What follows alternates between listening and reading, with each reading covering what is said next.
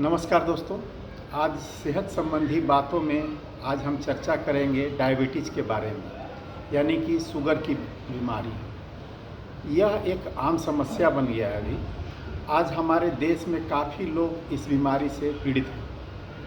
आखिर ये होता क्यों है? हमारे शरीर में जब शुगर की मात्रा बढ़ जाती है और इंसुलिन की मात्रा कम हो जाती है तो यह बीमारी होती है। तो इस बीमारी से हम कैसे निजात पाएँ, कैसे छुटकारा पाएँ, इसके लिए कुछ एक घरेलू टिप्स मैं बताऊंगा, उसे आप ध्यान से सुनें। तो पहला है कि बैलेंस डाइट, यानी कि हम खान पान में बदलाव करके इस समस्या से बाहर हो सकते हैं। उसके लिए करना क्या होगा हमें कि सुबह 8 बजे से लेके 12 बजे के बीच में केवल फल का इस्तेमाल करना है, यानी कि फ्रूट खाना है। कितना खाना है? तो हमारा जो बॉडी वेट है इंटू 10 ग्राम, यानी कि अगर किसी का बॉडी वेट 60 केजी है तो उसे कम से कम 600 ग्राम फ्रूट खाना है। उससे ज़्यादा भी खा सकते हैं, लेकिन कम से कम 600 ग्राम खाएं।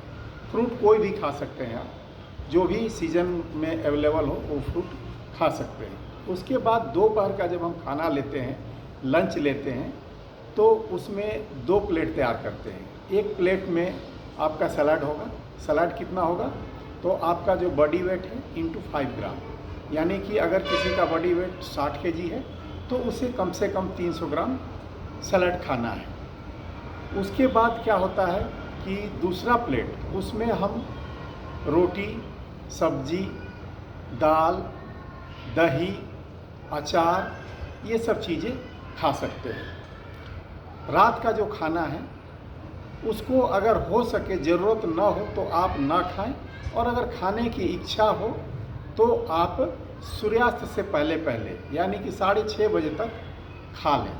और दूसरा पॉइंट होता है कि रात में खाना ना खाएं, क्योंकि हमारे शरीर को रात में खाना खाने की आवश्यकता नहीं होती है, तो इसलिए रात में खाना न खाएं।